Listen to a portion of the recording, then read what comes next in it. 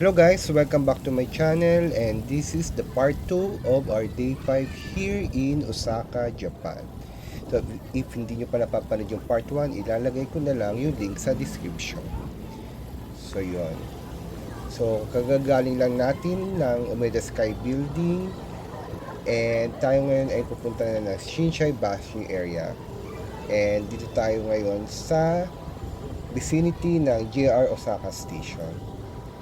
Yun. Kung nakikita nyo guys, may pond dito na kung saan pwedeng magtampisal yung mga bata and even mga matatanda. So maybe ting nila ito sa Japan dahil summer ngayon, since June na, which is the start of the summer here in Japan. So yun. So yan guys, yung Umeda Sky Building, dyan tayo galing, and yan yung focus ng part 1 ng video ko sa day 5. So yun, sabi ko, hanapin nyo yung JR Osaka Station, doon kayo mag-exit para madali nyo siyang makita. Dahil sa Google Map, minsan, iba yung tinuturo. Tingnan nyo guys, so. May patubig, may sound ng water. Siguro pamparelax talaga nila ito during summer. Nakakagaan din naman kasi yung tunog ng water, yung flow ng water. So yan guys, kita nyo yung mga station dito. Ang laki. Yan yung JR Osaka Station. And sa taas nyan kasi is mga malls. Yan, sa taas. Usually yung mga station dito, gano'n. May mga malls. So dadaan lang tayo sa JR Osaka Station. Then papunta ng Midosoji Line. So may mga connection naman itong mga station dito sa Japan. Hello guys, so nandito na tayo ngayon sa Shinsai Bashi area. And ang first agenda natin ngayon ay bumili ng bag. So fan ako ng Anello brand. So pupunta tayo sa flagship store ng Anello dito sa Osaka. So pag hinarap niyo yung Anello flagship store, makikita niyo naman siya sa Google Maps. Yan, so itong street na to ay sa Nagahoridori Street. So yun.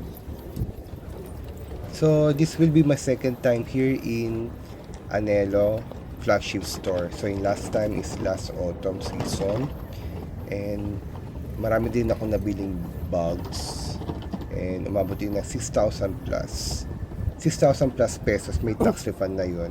Tapos yung items is, naalala ko, is around 12 items. So mura dito. Kung mahilig kayo bumili ng bag, dito na kayo bumili sa Anello flagship store sa Osaka. So quick tour lang guys. Maraming mga klase ng bag dito, from handbag, laptop bag, yun, wallet, meron din sila.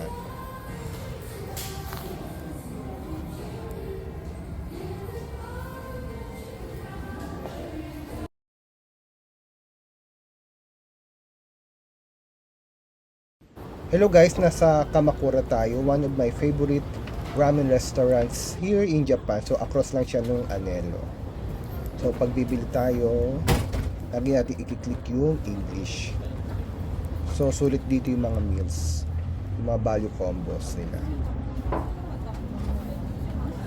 So let's try yung may chicken.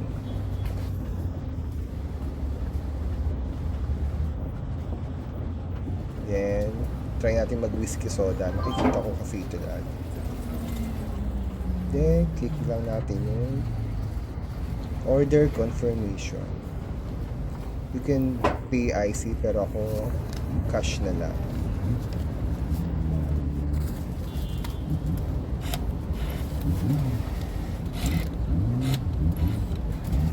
Tapos lalabas dito yung resibo nyo, saka yung in order nyo. Ayan. Kasi ibibigay nyo yan pagpasok nyo sa restaurant. Kukunin nila. Tapos ipaprepare na nila yung order nyo. So ganun lang kadali umorder dito sa Japan. So pagpasok nyo, pili lang kayo ng mauupuan nyo, and ibigay nyo yung ticket nyo sa waiter. So guys, ito na yung meal na binili natin. So yung beer na nabili ko is 350 yen or 133 pesos. Tapos itong combo meal na may chicken is 1,230 yen or 467 pesos. Ang total is 600 pesos. So tara, kain tayo. Itadakimasu!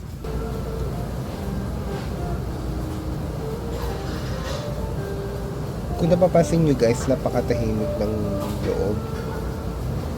Wala masyadong nag-uusap or minsan nga talaga wala kang maririnig ng mga tao nag-uusap maski magkakasama sila. Yun.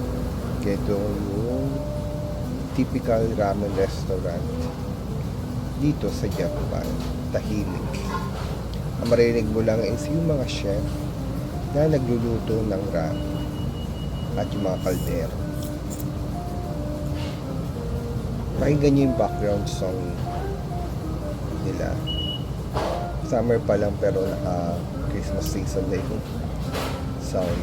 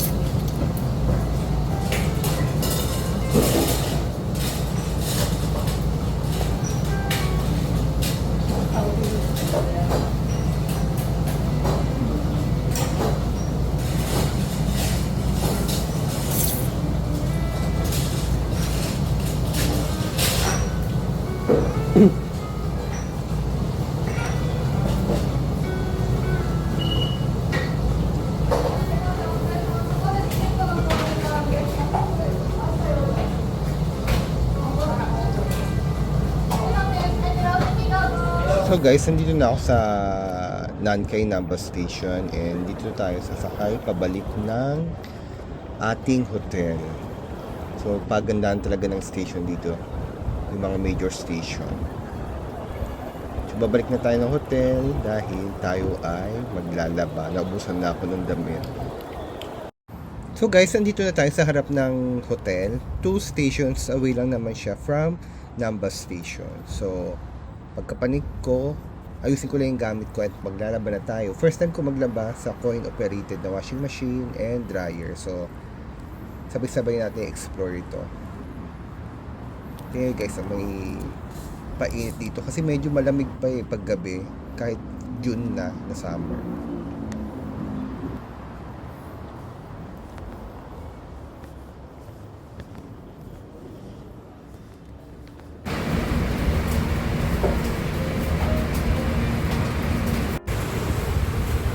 So guys, nag-laundry ako ng damit ko kasi naubusan na ako.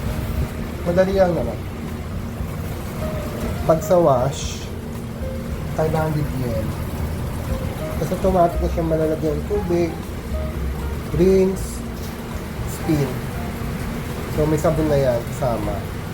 Then, after malaban, per dryer na siya. 30 minutes yung dryer for 100 yen. So, gagastos ka ng 600 yen. So, mga around, gawin natin 40 cents. 40. So, mga 200 40 yen.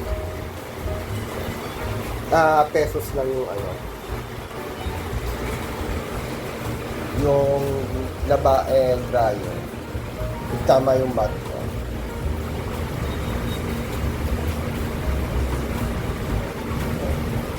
So, madali lang siya.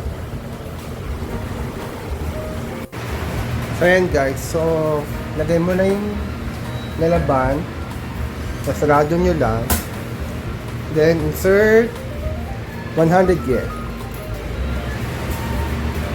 Then, for 30 minutes na yan.